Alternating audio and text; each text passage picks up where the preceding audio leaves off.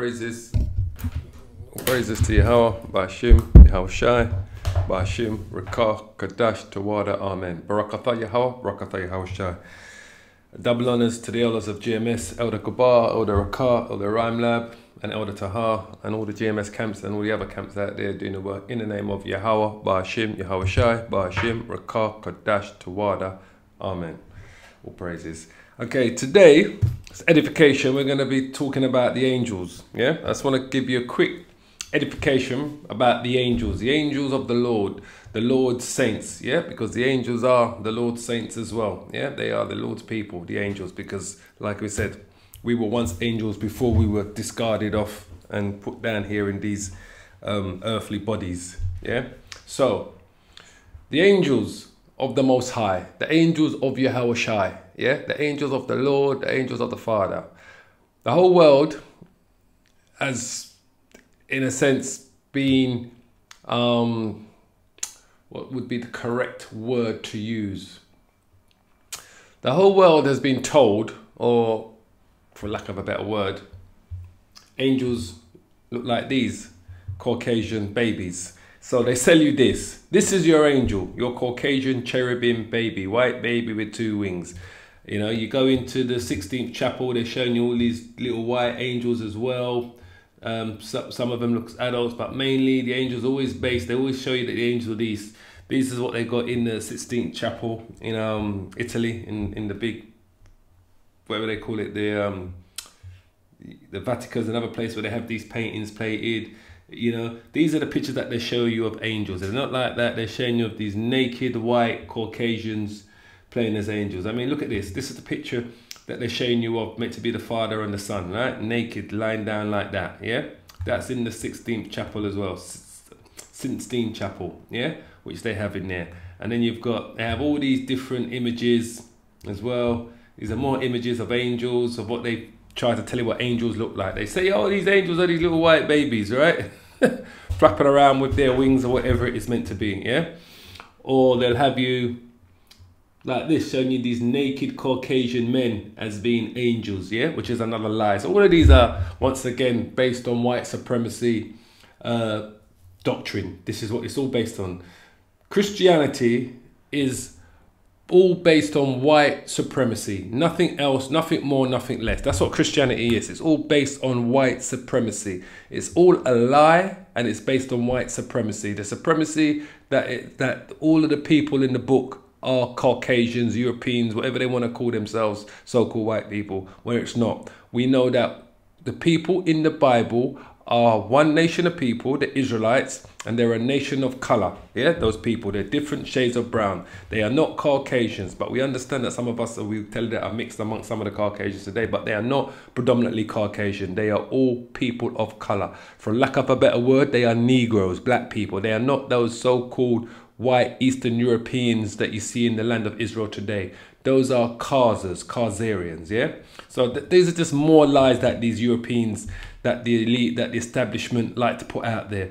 This is why they could paint all of these pictures to do with heaven, to do what they believe is going on in heaven, are all Caucasian, white, yeah? This is all based on white supremacy. None of it's based on truth, yeah? Or spirit, none of it at all. It's all based on white supremacy. So when you see these pictures that they have, look, Michelangelo painting in the Sistine Chapel, great names in history, right? You see everything, can you see everyone's naked? It's like they're having some massive orgy, yeah? It's all based on that. The angels are naked, right? Whether they're naked adults or naked men.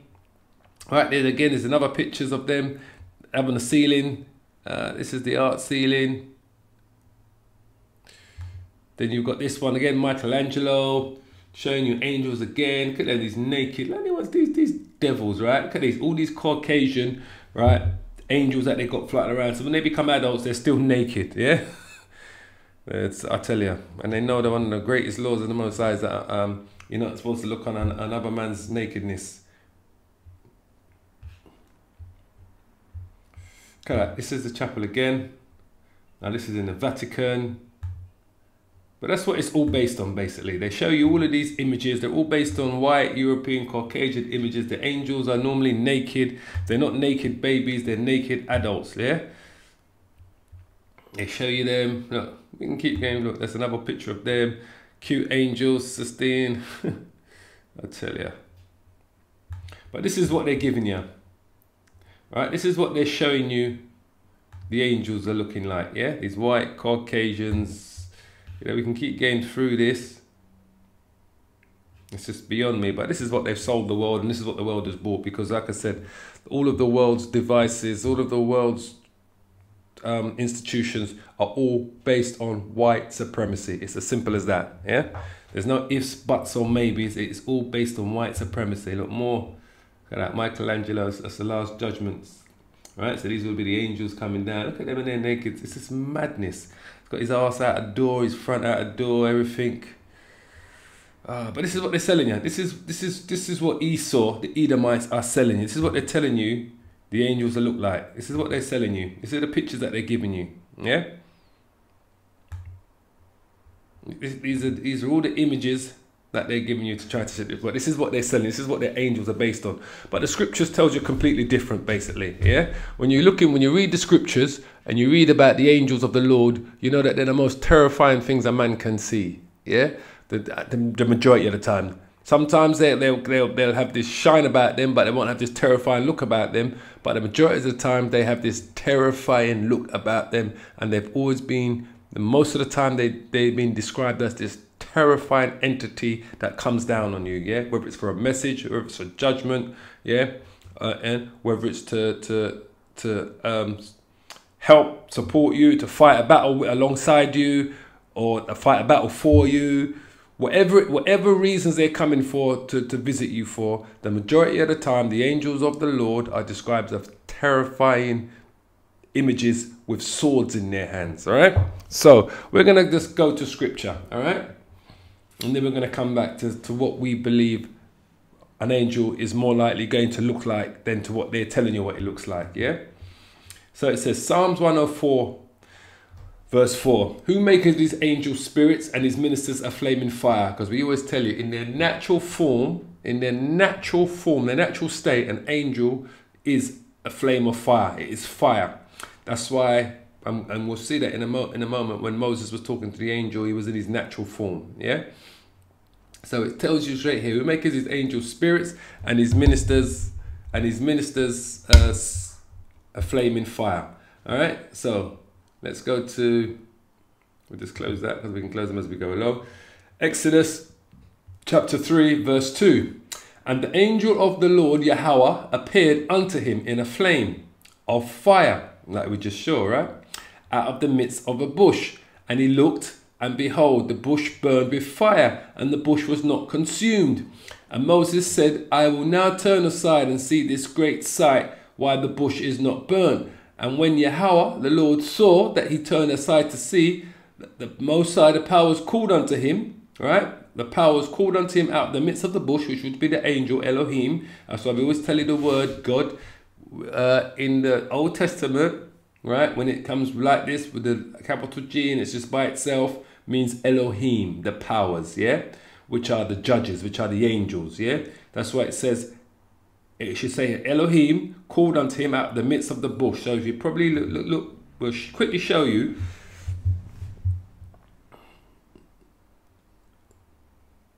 What happened there?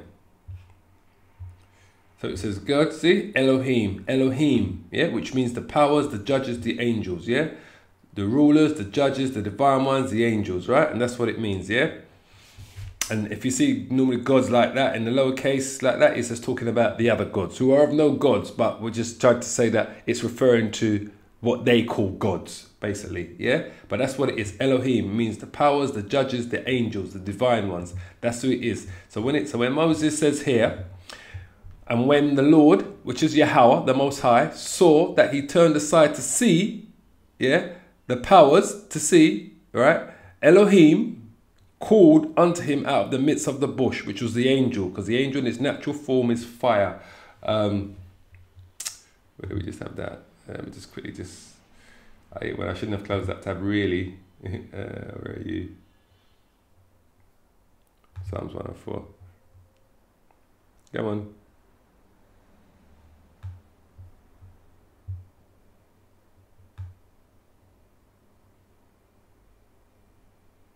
Right. So it says here, who maketh his angel spirits, his ministers a flaming fire, who laid the foundation of the earth that it should not be removed forever, which we know, which is the Most High. Right? Yahweh Shai. So it says, bless Yahweh, O my soul.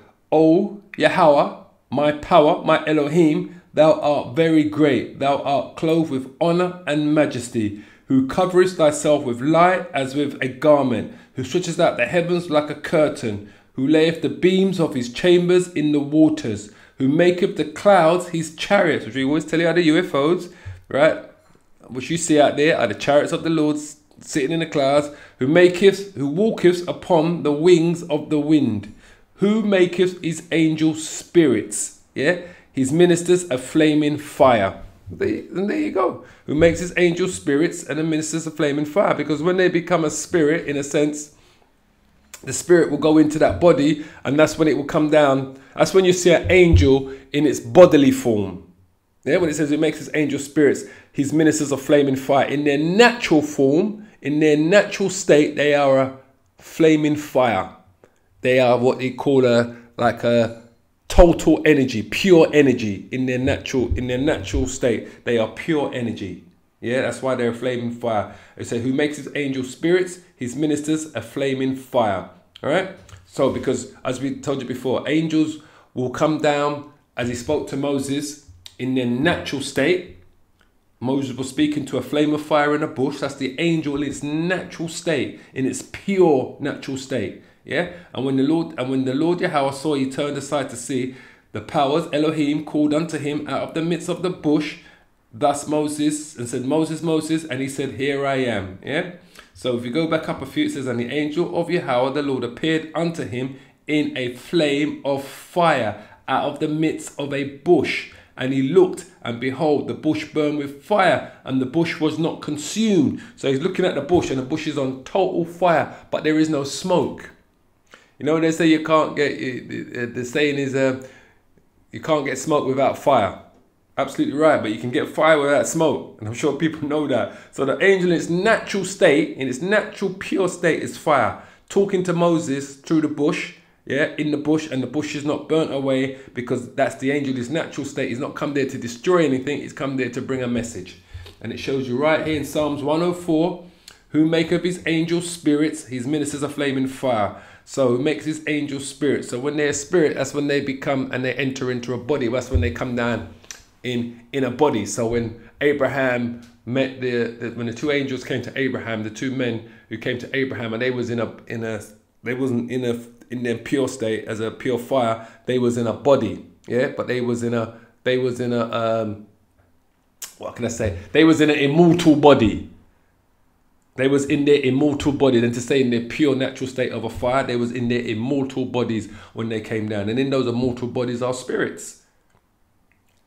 And it's the spirits of the angels that are in those particular immortal bodies that came down to, you know, the ones that visited Abraham, Jacob wrestled with an angel, Gideon, Manoah, which was Samson's father. Yeah, Manoah was the father, I believe, was the father's name. And then you had the angels that visited Mary, Elizabeth, which is Mary's cousin. The angels that visited Yahweh Shai himself. The angels that freed Peter and Paul from the prisons. The angels that came down. I spoke about Gideon. He visited Gideon when he was going to war. He needed to know which men to take with him, and that the Most High was with him. And that's when the angel said to him, put a sheep, like a, what do they call it? It was like a mat, but it was like a sheep clothing from the sheep, a sheared from the sheep. Put it outside. I forget what they call it, and put it outside. And he says, if rain falls on the floor, if dew falls on the floor, but not on the thing, then the Most High is with him. So he said, so that happened, and he saw that. He put it out there. He came out the next day, and that's how it was. And then then Gideon weren't sure. He said, right, I'm going to turn it over. He says, if the Lord is with me, let the rain fall on the sheep's mat that he had out there. There's a name what they call it when they shear off a piece of the sheep and they use it as a doormat or clothing. I forget what they call it. And he put it outside, and Gideon said said to the angel, even though he's speaking to the angel, he said, look, if it's definitely the Lord, he said, let the rain fall not just on the dew fall not just on the sheep's mat that he put outside the house, and not on none of the land. And when he came out the next day, that's like it was, and he was like, he was so overwhelmed, he went, oh, just tell me what I need to do. So Lord, so Gideon went and collected, I think, 32,000 men from the different tribes. I think from Naphtali, and I forget what tribe he particularly was from, Gideon. I think he was from Ephraim, right? Or Manasseh, one of the two. I think he was Manasseh, right? But I'm sure he come out Joseph, Gideon. And he went, and Gideon, what did he do? He went and drew 32,000 men. The Lord went, no, man, that's too many. If I send 32,000 men to go and destroy the Philistines, and the Midianites, sorry, they're going to believe that they did it from their own power, the Lord said. Yeah, so Gideon went, all right, Gideon went to the angel, no problem, Lord. I'm just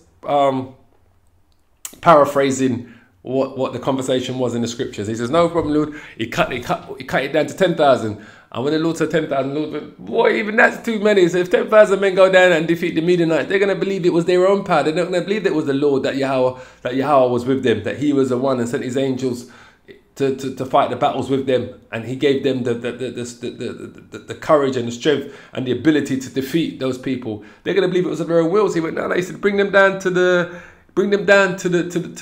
river, he said, and he said, let all the men go down to the river to drink water. And I believe that the story goes that he said, out of all of the 10,000 men, the only men that you want to draw up are those that don't go down on their knees and lap up the water like a dog. He said, those that don't go on their knees and lap up the water, those are the men you're going to take. So all those that went on their knees, and then crouched over to drink the water, were the ones that you weren't going to take. But he said all those that just crouched down, like you can stoop down without going on your knees. You can just stoop down and then use their hands to take the water out and lap it up like that in their hands. He said those are the ones you're going to take with you. And there was only 300 of those that bent down like that and lapped it up with their hands. And those are the men that went with Gideon. But anyway, that was the story of Gideon. Went right off point there. It just was on my mind. And he's encountered with the angel, yeah? So they are a flame of fire in a natural state, as we showed you there, yeah? So we're going to go to Numbers 22, verse 22. And the Most High's anger was kindled because he went, yeah? And the angel of Yahweh stood in the way for an adversary against him. Now he was riding upon his ass, right? He was riding upon his ass, and his two servants were with him. And the ass saw the angel of Yahweh standing in the way. So Balaam didn't even see the angel. I'm sure everyone knows the story about Balaam and Barak. He wanted him to curse Israel, basically, and that, yeah. But anyway, Balaam didn't see the angel. So the ass saw the angel of Yahweh standing in his way and listen carefully, right? And his sword drawn in his hand. And the ass turned aside out of the way and went into the field. And Balaam smote the ass to turn her into the way. But the angel of Yahweh stood in a path of the vineyards, a wall being on this side and a wall on that side. And when the ass saw the angel of Yahweh, she thrust herself onto the wall and crushed Balaam's foot against the wall. She tried to tell Balaam, listen, you know, I'm seeing one of the Most High's angels with his sword, right? And he smote her again. And the angel of Yahweh went further and stood in a narrow place where was no way to turn either to the right or to the left. And when the ass saw the angel, right? And when the ass saw the angel of Yahweh, because Balaam's not seeing the angel, only the ass, only the donkey that he's on can see the angel at this point, right? She fell down under Balaam, right? And Balaam's anger was kindled, and he smote the ass with a staff. And Yahweh opened the mouth of the ass, and she said unto Balaam, so look at this, this is the powers of the Most High, right? He got that donkey to talk, just like when you see those Disney movies with, I forget the one with Eddie Murphy plays the donkey, with that knucklehead, Shrek, that's the movie. And you got the donkey character in this, one of the main characters Eddie Murphy's playing, right? This is what the Lord has done. He said, look, and Yahweh opened the mouth of the ass, which is the donkey. And she said unto Balaam, so this is the donkey, the ass, speaking to Balaam. What have I done unto thee that thou hast smitten me these 3 times? And Balaam said unto the ass, because thou hast mocked me, I would there were a sword in my hand, for now would I kill thee. So Balaam's having a conversation with the donkey, but he's not even seeing that as being anything unusual. Just check it out, because remember, Balaam's a prophet, you know. And as the ass said unto Balaam, am I not thine ass upon which thou hast ridden ever since I was thine unto this day? was I ever want I to do unto thee? And he said, Nay. Then Yahweh opened the eyes, right? See? Then Yahweh opened the eyes of Balaam, and he saw the angel of Yahweh standing in the way with his sword drawn in his hand, and he bowed down his head and fell flat on his face. And the angel of Yahweh said unto him, Wherefore hast thou smitten thine ass these 3 times? Behold, I went out to withstand thee, because thy way is perverse before me. Right? So the Most High eventually revealed the angel to Balaam. But at that time, Balaam didn't see it, only the donkey did. But check it out, Balaam was having a conversation with the ass with the donkey. So these things were not unusual back then. When you're watching, what's that thing? Is it Dr. Dolittle, the one who claims to talk to the animals, right? These things are real, mate.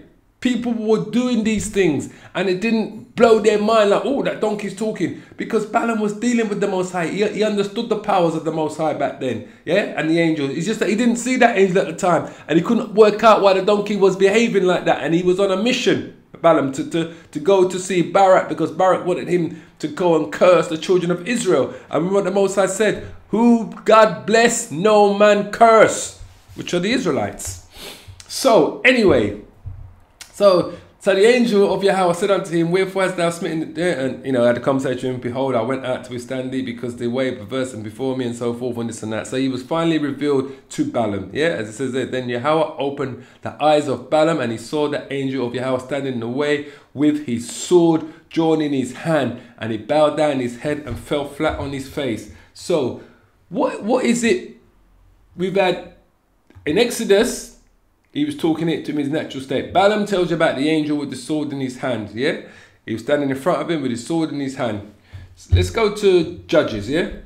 So we're in Judges chapter 13, verse 6. Then the woman came and told her husband, saying, A man of the Most High, of Elohim of the powers, came unto me, and his countenance was like the countenance of an angel of Elohim, yeah? Of the powers. Very terrible. But I asked him not whence he was, neither told me his name. But he said unto me, Behold, thou shalt conceive and bear a son, and now drink no wine nor strong drink, neither eat any unclean thing, for the child shall be a Nazarite to the Most High. So that's to do with Samson, from the womb to the day of his death. Yeah. So Manoah came unto the woman as she sat in the field. Yes, I was right. Manoah is the husband. Is the dad, Samson's dad, like I said earlier. Yeah, it was to.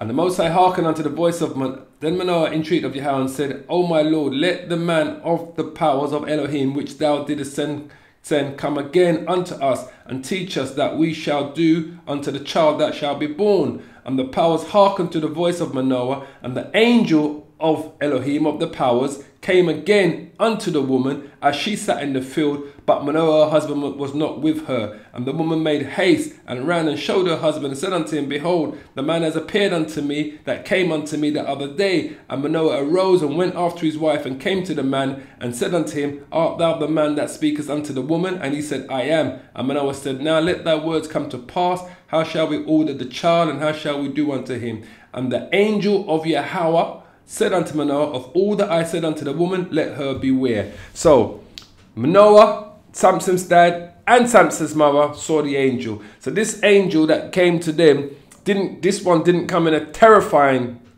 didn't come looking at them terrifying, but in a terrifying form, because he was coming with a message, a great message for them, to tell them about the child that they were going to have. Because remember, she was barren. She never had no children. Yeah, and I think it might tell you here. And there was a certain man of Zorah of the family of the Danites, whose name was Manoah, and his wife was barren and bare not. There you go, right there, she was barren. And this is when they prayed to the Lord, and the Lord said, yeah, we're going to give you a son, but he's going to be my son.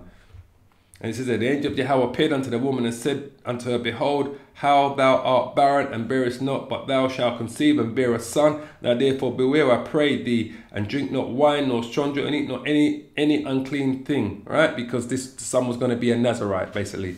Alright? For lo, thou shalt conceive and bear a son, and no razor shall come to his head, for the child shall be a Nazarite unto the powers to Elohim from the womb, and he shall begin to deliver Israel out of the hand of the Philistines. So from the minute he's conceived in the room, he's going to be a Nazarite. That's why the Most High said the mother can't drink anything from the vine. Eat anything from the vine, right, while she's pregnant.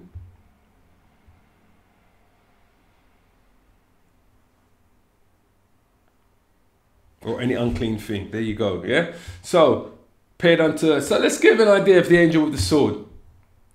This is what's coming, people. This, what you're seeing here, is the angels of the Lord. They're going to come in this type of form, right? Just like how you see, they're going to be powerful. They're going to have the sword, right? And that sword is not going to be like your, your normal sword that people use in battles. You know, that with the Romans or the Vikings or the Greeks or the what do you call them, the Ottomans or the Moors. It's not going to be those type of swords that they use in those sort of battles back then. This sword is going to have so much power, but this is what you're looking at. This is what the angels are going to be very similar to looking at. I'm not too concerned about the headgear that he's got on with the two horns there. But this is what it's going to be: a man of color in a golden suit. You're going to see how they've been described, right? In their golden suit, they're going to have their golden, what do you call it? Phylacteries on everything, right? Right, kind of like what you see the Levite priests wear. It's going to have their gold. It's going to be made out of golden, pure golden suits, and with their sword. And then the sword that they're going to carry, it's not going to be like an ordinary sword. It'll be a sword that looks like this, that they're truly going to have. Right, but it's gonna have powers. It's gonna be able to cut through anything, and it's gonna have powers like it will have powers like where it can probably shoot out laser beams from it. All sorts of things that sword's gonna be able to do. If you can imagine, it'll be a sword that has kind of like the powers that you see in what's that film called? Star Wars, when they're using the I forget what they call that shit in Star Wars. What's that thing called in Star Wars? Let's quick look it up. It's going to be similar to Star Wars. If I say Star Wars sword, it should bring it up. Yeah. What are they bloody called again? I can't think what they're called, man. Lightsaber. It's going to be something of that caliber. That sword is going to be like a beam. Like a laser beam, the sword. Right, it's going to be exactly like a lightsaber. Trust me when I tell you. It's not going to be like a conventional sword. It's going to be like a lightsaber, that type of sword, right? It's going to be a beam of energy that's going to come out. That's going to turn the blade at the head of it, blade of it into a lightsaber. It's exactly what it's going to be like. Yeah, people got no idea of what these angels are, but that's what it's going to be, like a lightsaber, the sword that they carry. So these will be your angels, just like how you see it, but that sword there will be like a lightsaber, right? That's what it's going to be coming with, that sword of correction. But this is the image. When they say that terrifying image, right? Trust me, this is the image of the angel that these people were visited on. Like I said to you, I'm not going to go on what he's wearing in terms of, you know, his actual outfit, but the outfit that they wear is an outfit that's made out of pure gold, which it tells you, right? Basically, it's made out of pure gold, and they got their sword with them, yeah? And he's gonna, when they say that, how terrifying he looks when he comes, right? How he terrifies certain people, that I couldn't even begin to tell you what his face may look like, that angel that terrifies them when he comes. But one thing I do know, these are not your angels. These little white Caucasian babies sitting there with the little smiles on their faces are not your angels, and will never be your angels. I will never have any power over anyone. These are not your, what these Christian churches depict as angels, right? What they have painted up on the church ceilings to show you what their angels are like. What these naked pictures that they have, right? These are their angels flying around. Look at them. So these are meant to be 1, 2, 3. Let me see. 4, 5, 6. Is it 7 trumpets? 1, 2, 3, 4, 5, 6, 7. So these are the 7 trumpets. The 7, 8, 7 trumpets. They're not going to be these Caucasians, right? These angels are going to be more to look like this. Yeah, this. These are going to be your angels with their sword. Yeah, they're going to be looking like this with their sword. this with their sword. This with their sword. This is what they're going to be looking more like, the angels of the Lord. Yeah? Because we know, first and foremost, they are people of color. We're not under any illusions. Not a single angel that's coming from the heaven is going to look like this, or it's going to be Caucasian. None. Zero. They're all people of color. And for lack of a better word, black. It's as simple as that. And we don't say this as a race thing. We say this because the scripture tells you that the Israelites, that the people of the Most High are black, that they are Negroes, that they are people of color. Yeah?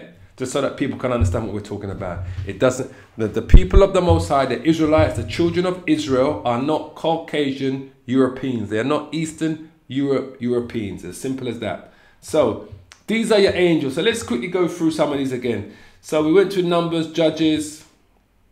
Let's close some of these then. Numbers. Right. And it came to pass that night that the angel of Yahweh went out and smote in the camp. Smote means to kill, of the Assyrians, 185,000. That's 185,000. And when they arose early in the morning, behold, they were all dead corpses. So the angel of the Most High came. Angel there came and wiped out 185,000 Philistines in one night. In one friggin' night. That's what he did. 100, sorry, not Philistines, Assyrians. Let me rephrase that. It says, for I will defend this city to save it for my own sake and for my servant David's sake. Right? So that's why the angel came, right? So it says, look, by the way that he came, by the same shall he return and shall not come into the city, says Yahweh. Yeah? For I will defend this city, which is Jerusalem, to save it for my own sake and for my servant David's sake. And how did he defend it and save it? And it came to pass that night that the angel of Yahweh went out. So the angel of the Most High went out and smote in the camp. Smote means to kill. In the camp of the Assyrians, 185,000. That's 185,000 Assyrians. And when they arose early in the morning, behold, they were all dead corpses. Now these little motherfuckers, these naked and these babies, they're not going and killing they're not killing anyone. These are Esau's images that he puts out there. That's all based on white supremacy, not based on truth. We're only dealing with truth. Right? If the angels were that color, we would tell you they were this color. If the angels were babies, we would tell you babies. We're not going to sit here, start telling you things that are not in the scriptures and start making it up as we go along. That's blasphemy. Blasphemy. And for me to willfully sit here to do blasphemy, the Most High will curse me. He will put me to death. To me to blaspheme and try to tell us that these are the angels of the Lord. These are not the angels of the Lord. The angels of the Lord are more similar to this, according to scripture.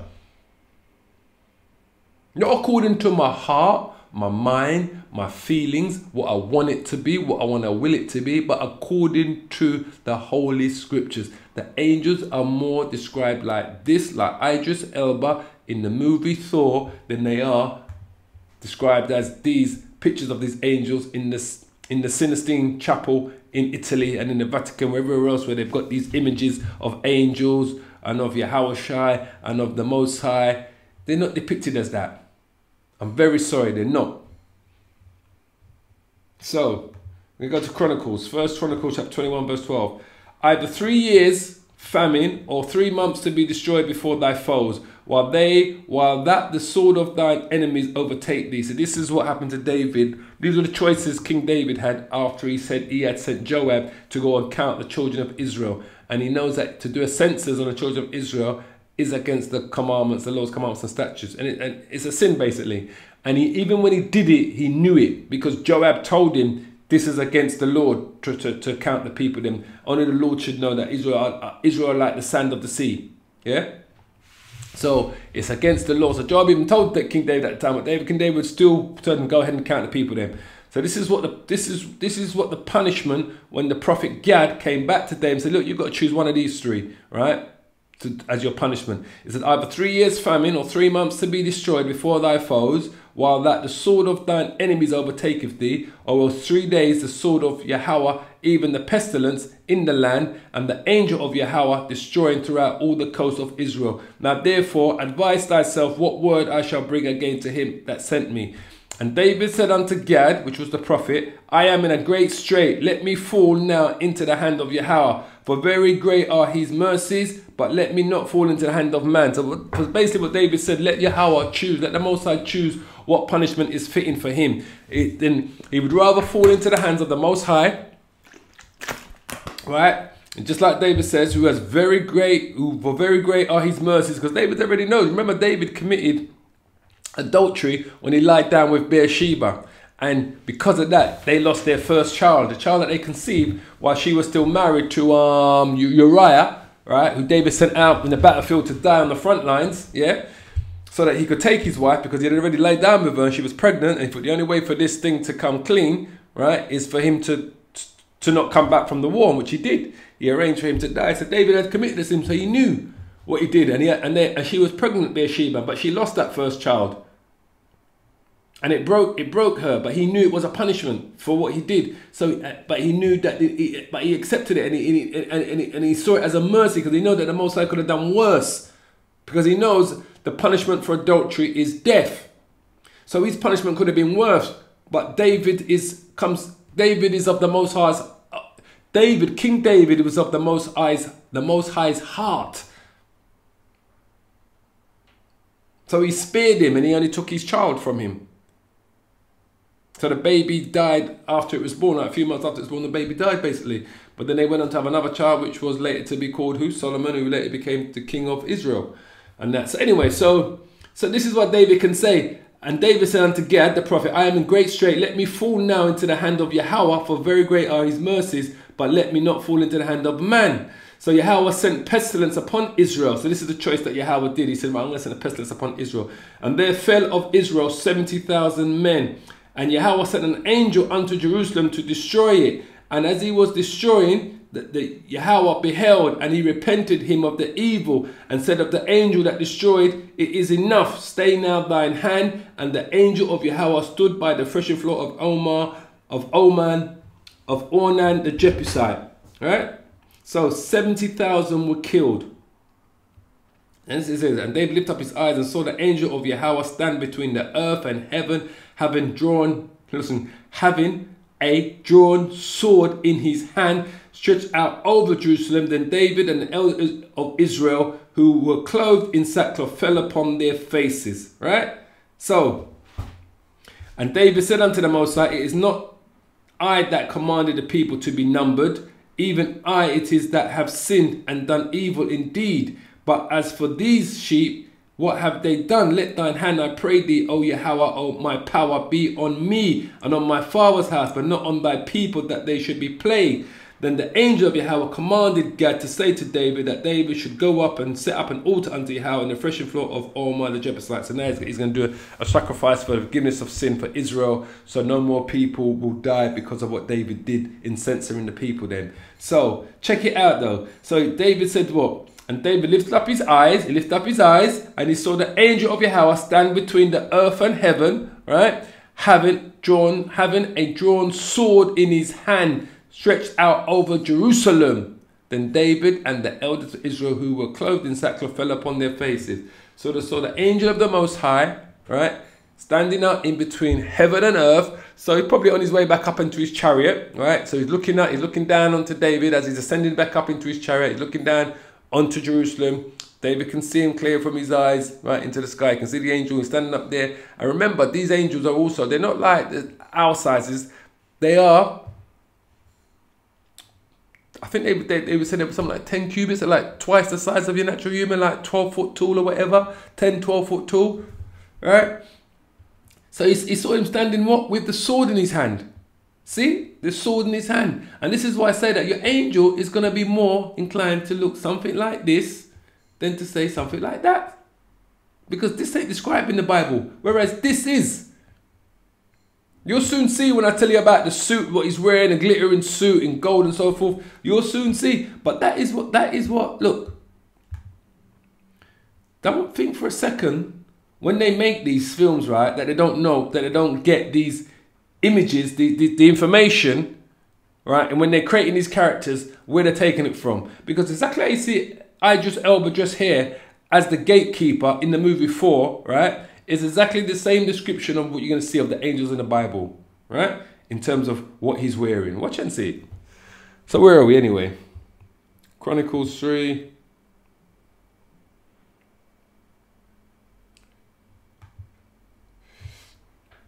Right, Isaiah 37:36. Then the angel of Yahweh went forth and smote in the camp of Assyria 185,000. And then they arose early in the morning. Behold, they were all dead corpses. So that's 185,000 that were killed by the angel of the Lord. By the angel of the Lord. That was the Assyrians that was killed. Right. So Sennacherib, king of Assyria, departed and went and returned and dwelt in Nineveh. So he went and dwelt in Nineveh. He disappeared after that. So that was just confirming what we just read here. What happened to the Assyrians. Yeah? This confirming it right here. So Daniel 3:28. Then Nebuchadnezzar spake and said, Blessed be the power of Shadrach, Meshach, and Abednego, who has sent his angel and delivered his servants that trusted in him, and have changed the king's words and yielded their bodies, that they might not serve nor worship any God except their own Elohim power. And that's why I say when you see it in small, it's talking about what they can call gods of the other nations. Yeah? So it says, where am I? Yeah, so that was the angel that came and protected Shadrach, Meshach, and Abednego when they was put in the furnace for not eating the foods that Nebuchadnezzar was serving them up, basically. In that they said none of the king's foods what they eat, because they don't eat those things, and they're an abomination to him. And then they were trying to say, okay, we won't give you that food, but give you like chicken instead of the pork, but just say that you ate the pork. And they went, it's just as bad.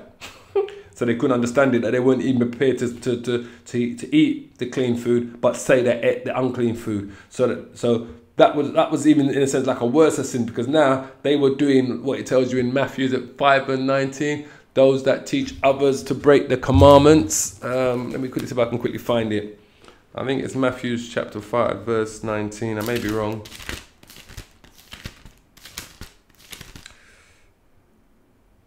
Yeah, so Matthew chapter 5 verse 19. Yeah, so let's bring it up on the screen so you can see it. I always say to you that in my scriptures, boy, when I open my Bible, I know everything is. Matthew chapter 5 verse 19. Whosoever therefore shall break one of these least commandments and shall teach men so, he shall be called the least in the kingdom of heaven. But whoever shall do and teach them, the same shall be called great in the kingdom of heaven. So that's what Meshach, Shadrach, and Abednego were doing. They weren't prepared to. It says, look, it says, therefore I will make a decree that every people, nation, and language which speak in anything amiss against the power of Shadrach, Meshach, and Abednego shall be cut in pieces. This is when they realized their power after seeing what they had in the furnace. But I think if we go back up to the top here, back up here, breath of 6, the king, captain, and judges, the case, governors, so didn't fall down, worship there, stand, cast me to the midst, therefore.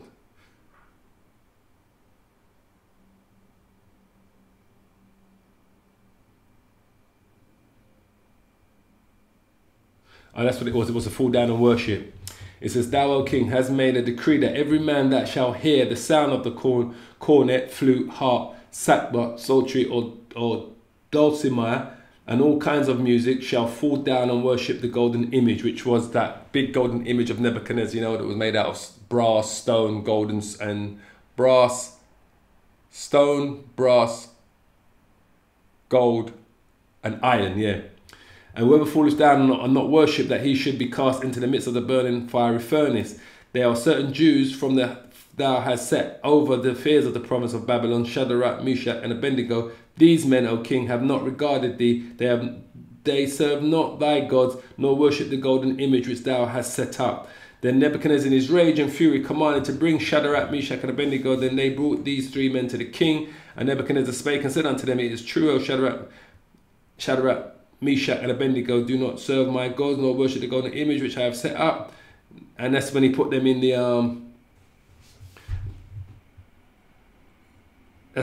furnace. It says, if it be so, our power whom we serve is able to deliver us from the burning fiery furnace, and he will deliver us out of thine hand, O king. And that's when the angel came down to protect them, basically. Yeah? And that when they was put in the furnace and so forth, because they wasn't prepared to bend down. And remember, they were leading men of Israel, and they were leading men within the Babylonian Empire. And if the children of Israel saw their leaders, or what they considered their leaders, doing these things, then eventually they will start following them. And that's just how the system works.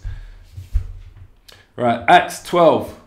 And behold, the angel of Yahweh came upon him, and a light shined in the prison. And he smote Peter on the side and raised him up, saying, arise up quickly. And his chains fell off from his hands. And the angel said unto him, gird thyself and bind on thy sandals. And so he did. And he says unto him, cast thy garment about thee and follow me. And he went out and followed him, and was not that it was true which was done by the angel, but thought he saw a vision. So Peter thought he saw a vision, but that what the angel did was actually true, what he done by him. Yeah.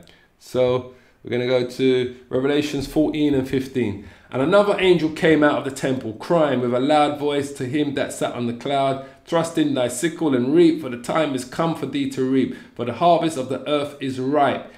And he that sat on the cloud thrust in his sickle on the earth, and the earth was reaped.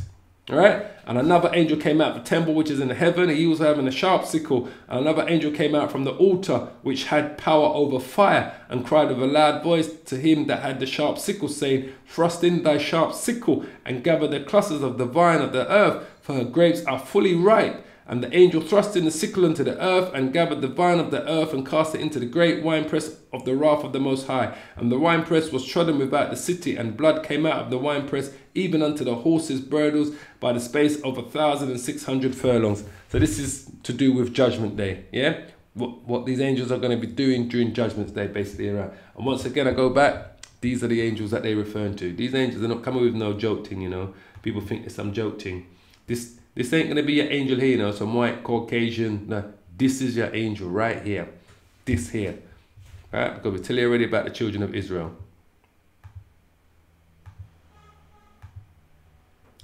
Right. Where are we? So, so I want to go to, quickly want to go to the Apocrypha a minute.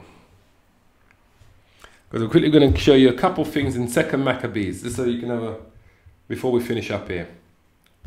Like I said, I'm sure people must understand by now what we're dealing with when it comes to these angels. 2 Maccabees, let's first go to, chapter 3, we'll start in order. Chapter 3, verse 23. We're going to go down to chapter 3, verse 23. Where are we? Chapter 3, is that what we want? Yeah, 23. Right, now this is a story about Heliodorus, who he was the executor, he was like the treasurer, I believe. No, he wasn't a treasurer. The story will tell you anyway. But he went to deal with the treasurer in the temple of in Solomon's temple, but he wasn't a treasurer. He worked for Antiochus, basically. He was one of their people. It says, nevertheless, Heliodorus executed that which was decreed. Now, as he was there present himself with his guard about the treasury. So he's gone to the treasury into Solomon's temple to go and speak with the treasurer. Yeah. The Lord of Spirits and the principal power caused a great apparition. If you know what an apparition is, it's a vision. It's something that will appear in front of you. Kind of what the story about Balaam and the ass and his donkey. It was an apparition that appeared in front of him. It was an angel. That was an apparition, but it was an angel. Yeah. So it says now as he was there present himself with his guards, as Heliodorus is present with his guard about the treasury, the Lord of Spirits, which is the Most High, and the principal power, which is the Most High, caused a great apparition, so that all that presumed to come in with him were astonished at the power of the Most High, and fainted and were so afraid. For there appeared unto them an horse with a terrible rider upon him, and adorned with a very fair covering. And he ran fiercely and smote at Heliodorus with his 4 feet. And it seemed that he that sat upon the horse had complete harness of gold, right? So he that sat upon the horse had a complete harness of gold, and your harness is what you wear over you, like your uniform, like the armory that you're wearing, right? So let's have a quick look again, right? Let's draw you over it so we're not too far away from where we need to go. All right. So do you really believe that when they made this movie, right, Thor, when they made this movie Thor, and they made Idris Elba the gatekeeper, and they dressed him up in this full harness of gold, like what you see here. His uniform was full of gold, right? And I want you to look and see one with the full uniform. See if I can quickly find one so you can actually see it. So you can see it properly. Oh man, give me one with a full uniform. Don't treat me like that. Thor, the Dark World. So the uniform that he had on is a full harness of gold, right? So this uniform that he's wearing, right? It's a full harness of gold. Let me see if that shows you any different there. Can you see it? Full harness of gold. Idris Elba, all right? Asgard, that's what his name was. I must look up what that means because I always say that. I bet that means something, boy. We're going to bigger pictures here. Okay, so that's in there. So just so you can see again, full harness of gold. Let's go back to scripture, right? So it says, for they appeared unto them an horse with a terrible rider upon him. This is what I said to you. Sometimes they come with the appearance is of terror, and adorned with a very fair covering. It was a beautiful covering that he had on, a beautiful armor that he's got on. And he ran fiercely and smote at Heliodorus with his 4 feet. And it seemed that he that sat upon the horse, which is the angel, had complete harness of gold. Complete harness of gold. So, it's like it says here, it says, for they appeared unto them a horse with a terrible rider upon him, and adorned with a very fair covering. And he ran fiercely and smote at Heliodorus with his 4 feet. And it seemed that he that sat upon the horse had complete harness of gold. Are you telling me that these devils don't know when they're making these movies that the angels are black, that they are, for lack of a better word, Negroes, people of color? They're showing you. Remember, Idris Elba played the gatekeeper in that movie, Thor, right? With his sword, right? And no one could enter into the kingdom of I forget what the world was called that Thor lived in, Rag, whatever it's called, couldn't enter into that kingdom unless they came through him, and no one could leave that kingdom unless they came through the gatekeeper. And check this out: when the Lord's going to come for Israel, remember what he said? He said the 3 gates on the west will have 3 tribes on it. The names of 3 tribes. 3 gates on the east will have the names of 3 tribes on it. 3 gates on the north will have the names of the 3 tribes on it. And 3 gates on the south will have the names of the other 3 tribes on it. So all of the gates will have the names of the 12 tribes of Israel. And only those people who go back to one of the tribes of the 12 tribes of Israel who make up the elect can enter through those gates. And those gates lead you where? Into the kingdom of heaven, which is going to be the land of Israel. So, goes back once again that only the Israelites can receive salvation. So anyway, let's finish reading the story. Sorry, people. So, for they appeared unto them a horse with a terrible rider upon him, and adorned with a very fair covering, and he had run fiercely and smote at Heliodorus with his 4 feet. And it seemed that he had sat upon the horse and had complete harness of gold. Moreover, 2 other young men appeared before him, notable in strength, excellent in beauty, and comely in apparel, who stood by him on either side, and scourged him continually, and gave him many sore stripes. So the angels were whipping that mother F inside the temple, right? And Heliodorus fell suddenly onto the ground, and was compassed with great darkness. But they that were with him took him up, and put him into a litter. Thus him that lately came with a great train, and with all his guard, into the said treasury they carried out. So he came with all of his army, all of his guards, all of his men in their uniforms and so forth. They ended up carrying this man out, beaten to shreds, mate, beaten to a pulp, right? Look, see, look. I'll read it again. Thus him that lately came with a great train, that's Heliodorus, and with all his guard, that's Heliodorus, came with all his guard, into the said treasury, right? into the sad treasury, same treasury, they carried out, being unable to help himself with his weapons. And manifestly they acknowledged the power of the Most High. For by the hand of the Most High was cast down, and lay speechless without all hope of life. But they praised the Lord that had miraculously honored his own place. For the temple, which a little afore was full of fear and trouble, when the Almighty Lord appeared, was filled with joy and gladness.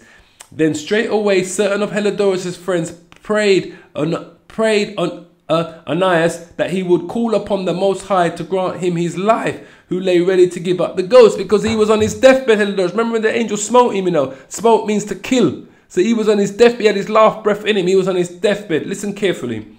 So the high priest suspecting lest the king should misconceive that some treachery had been done to Heliodorus by the Jews, offered a sacrifice for heaven for the health of the man, right? So the high priest Onias he's offered a sacrifice on the altar for the health of Onias, because he doesn't want the king Antiochus to think that it was them, the people, that did this to him, when it was the angel that come and ripped the arsehole out of him. Not literally, people. Now, as the high priest was making an atonement, the same young men in the same clothing which are the angels appeared and stood beside Heliodorus, saying, listen to this carefully, give Onias the high priest great thanks, insomuch as for his sake the Lord, right, has granted thee life. So the two angels came side by side to Heliodorus and said, you better give this man great respect and thanks, because of his prayers, why we're not going to kill you. Why the Lord said we're not going to totally wipe you off the face of this earth, right? And that's why you were granted life. And seeing that thou hast been scourged, which is whipped, from heaven, declare unto all men, this is what the angel is saying to him, go and tell all men, when you go back to Antiochus, the mighty power of the Most High. And when they had spoken these words, they appeared no more. So after they told him that, they disappeared. They didn't see him again, right? So Heliodorus, after he had offered sacrifice unto the Lord, and made great vows unto him that had saved his life, and saluted Onias, returned with his host to the king. Then testified he to all men the works of the great powers of the great Most High, which he had seen with his eyes. And when the king Heliodorus, who might be a fit man to be sent yet once again to Jerusalem, he said, if thou hast an enemy or traitor, so this is when the king sent Heliodorus, who might be a fit man to be sent yet once again to Jerusalem, he said. So he's asking with his viceroy. This is what Heliodorus replies to him. If thou hast any enemy or traitor, send him thither, and thou shalt receive him well scourged, if he escape with his life, right? He's saying, for in that place, no doubt, there is an especial power of the Most High. For he that dwelleth in heaven has his eye on that place, and defendeth it. And he beateth and destroys them that come to hurt it. And the things concerning Heliodorus and the keeping of the treasury fell out on this sort. So there you go. So that's Heliodorus telling his own encounter, right, of the angels. All right. I just got one quick more in Maccabee I want to go to. 5.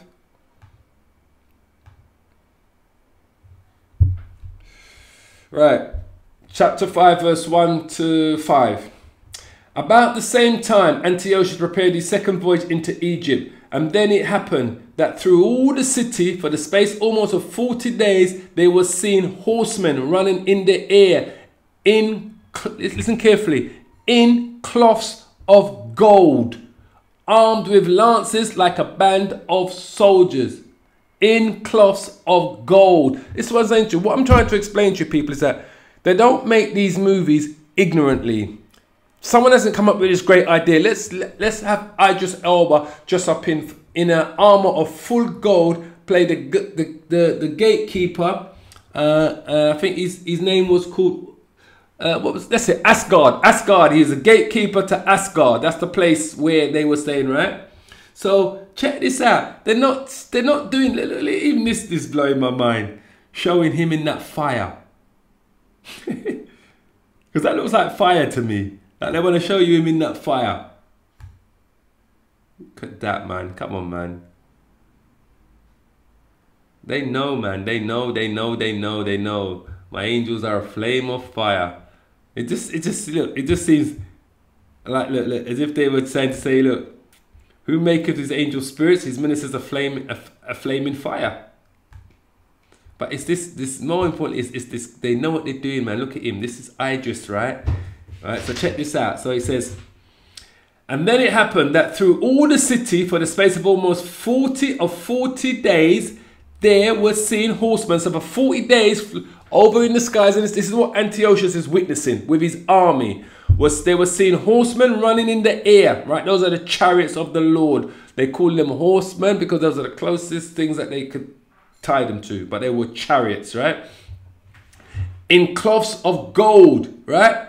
And armed with lances like a band of soldiers, right? And some of them may have actually been horsemen, just for them to see that they could show you the angels on these horses that they're running back and forth through the air, just for them to actually see, because that's what they would have been using in that time themselves. So you'd have had chariots and them on their actual horses that they got up in the air, believe it or not. So they were seeing horsemen running in the air in cloths of gold,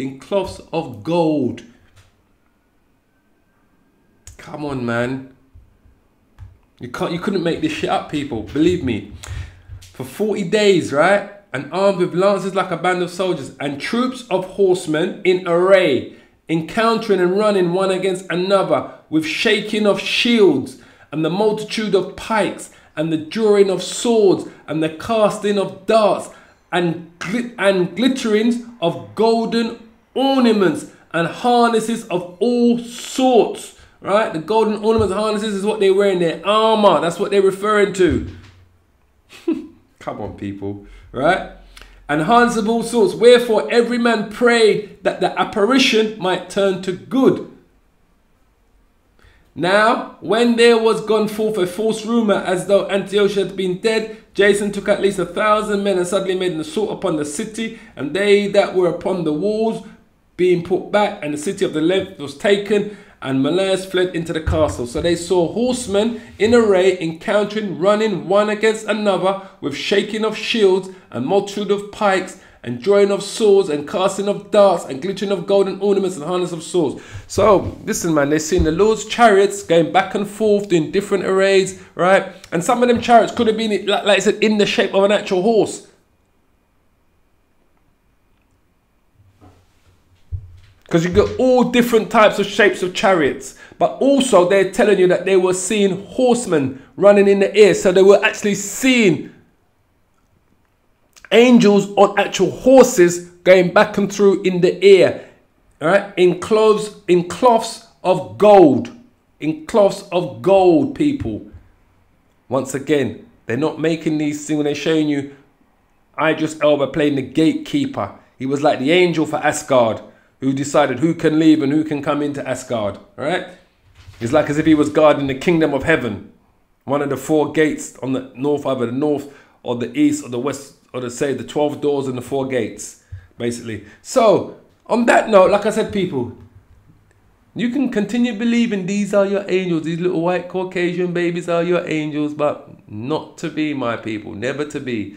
This is what they would look like. This will be the closest thing that they will be looking like according to the scriptures. So on that note, people, all praises to Yahweh, Bahashim, Yahweh Shai, Bahashim, Rekah, Kadash, Tawada, Amen.